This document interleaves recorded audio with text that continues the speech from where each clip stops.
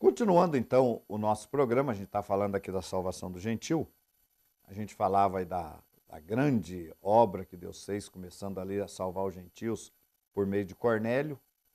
E ali é um documento importante porque prova que o gentil, para alcançar a remissão de pecados, ele tem que estar cumprindo a Torá. É o que nos prova o capítulo 10.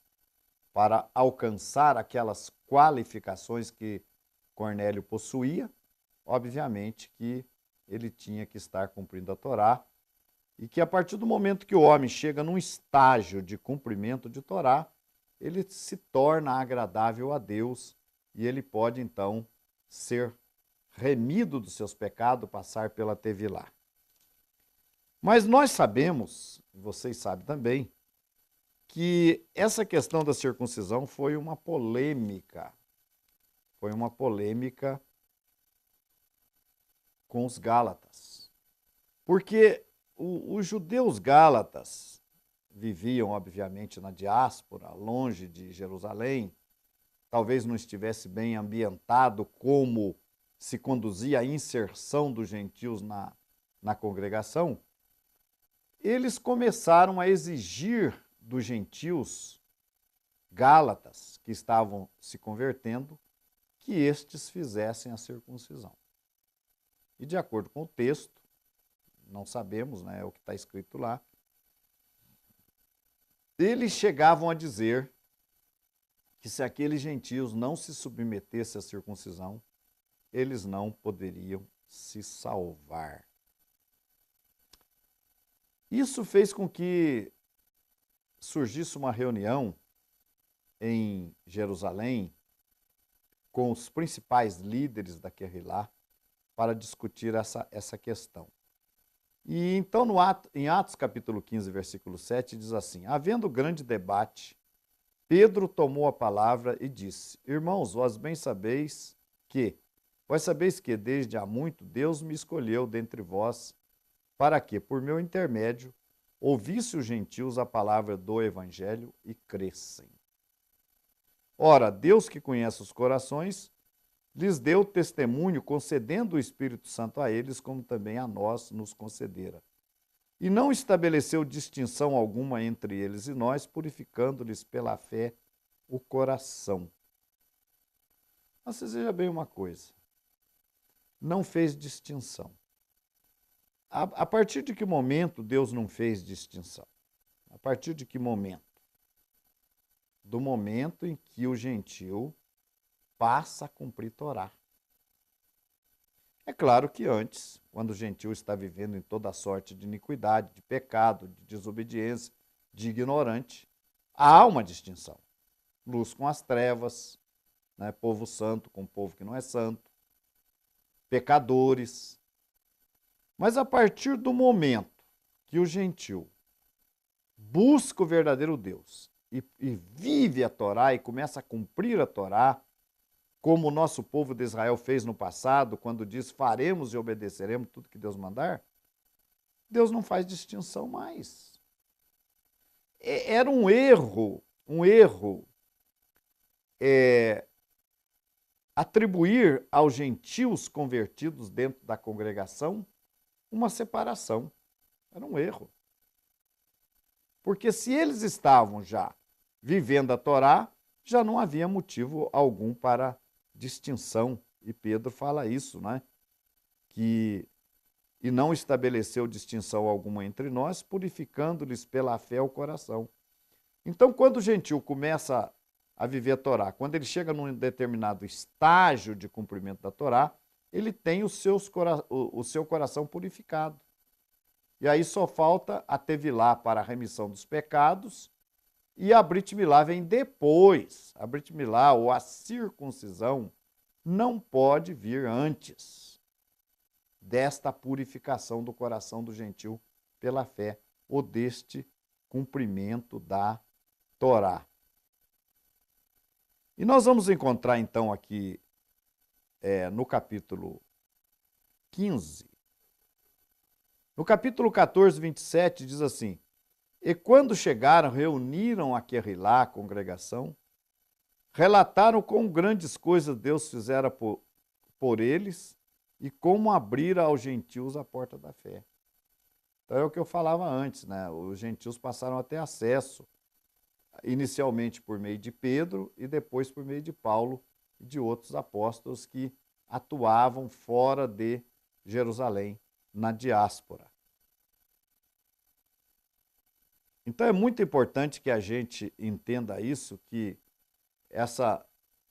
se o gentio continua desobedecendo a Torá, mesmo que ele esteja no meio dos judeus, congregando no meio dos judeus, mesmo que ele esteja crendo em Yeshua, vamos dizer assim, como seu Salvador, se ele estiver transgredindo a Torá, ele não está agradando a Deus.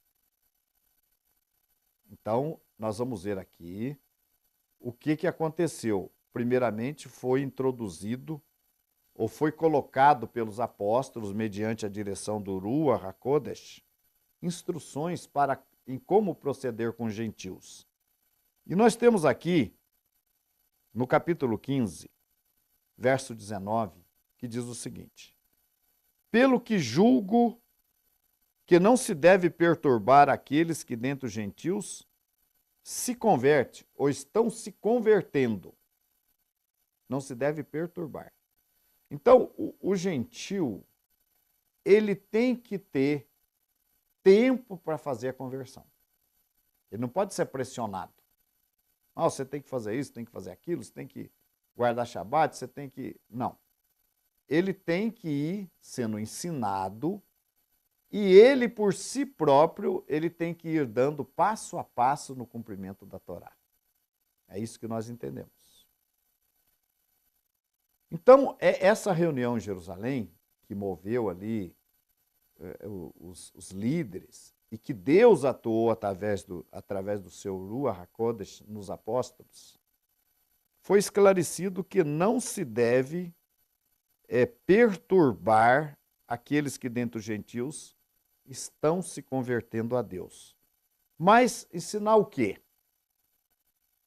Versículo 20. Mas escrever-lhes que se abstenham da contaminação dos ídolos. Ó, idolatria. Veja bem, quais são os primeiros passos que os gentios devem dar? Sem pressão, sem exigir, sem nada. Ele tem que tomar a decisão dele livremente. Tá?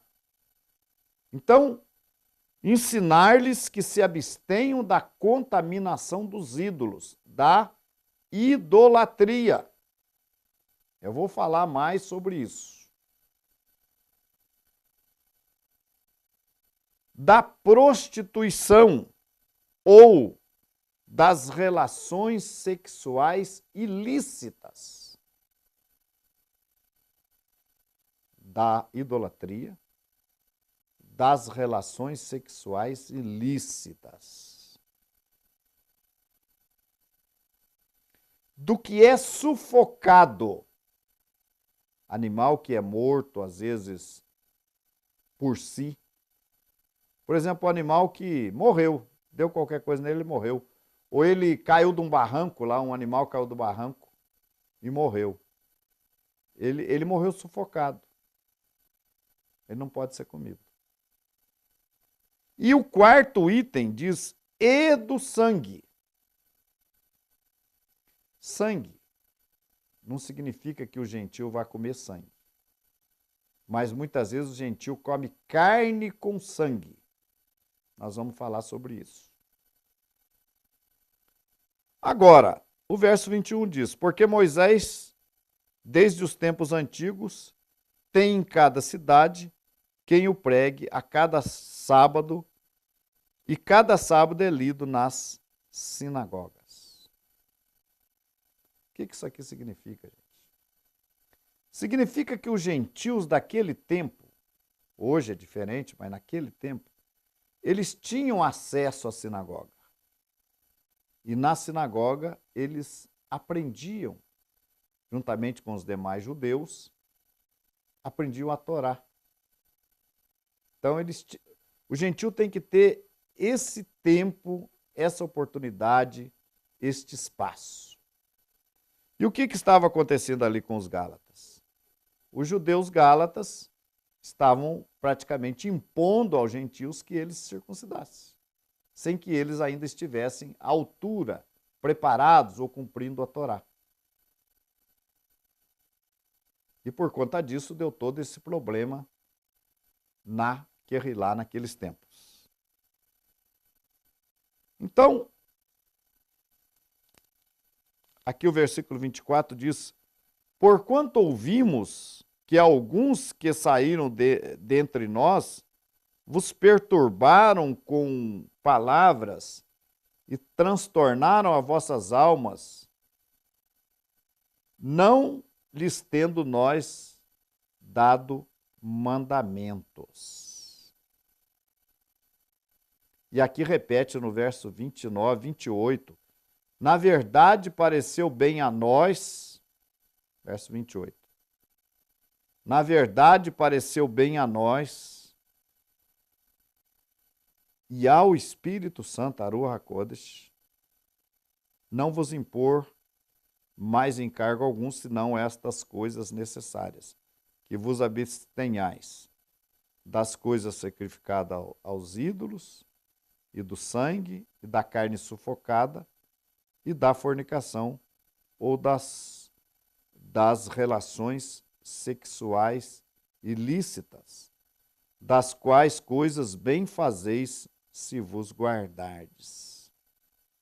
Gente, esses foram as recomendações apostólicas. Hoje nós temos já esses ensinamentos ampliados para 7 mandamentos, que são as 7 leis de Noé, que basicamente repete esses 4 preceitos e se acrescentam mais alguns. Então, todo gentil que estiver vivendo o processo de conversão, primeiramente, ele deve cumprir estes 4 mandamentos ou os 7 preceitos de Noé. Entenderam? Então, veja bem uma coisa. Muita gente acha que está cumprindo. Acha, mas não está. Olha, abster-se do culto aos ídolos. Não é simplesmente você deixar de ir numa religião, de se ajoelhar diante dos ídolos. Não é só isso. Se abster da contaminação dos ídolos, não é apenas você deixar de frequentar uma religião que se encurva diante de ídolos e você deixar de se ajoelhar diante de ídolos. Não é isso. Apenas. Você estar implicado com doutrinas de origem idólatras, com ensinamentos de origem idólatra, você está ainda envolvido com os ídolos. Mas vamos continuar falando sobre isso em nosso próximo programa. Obrigado por sua audiência. Espero encontrar com você de novo. Shalom Aleichem. Paz seja convosco.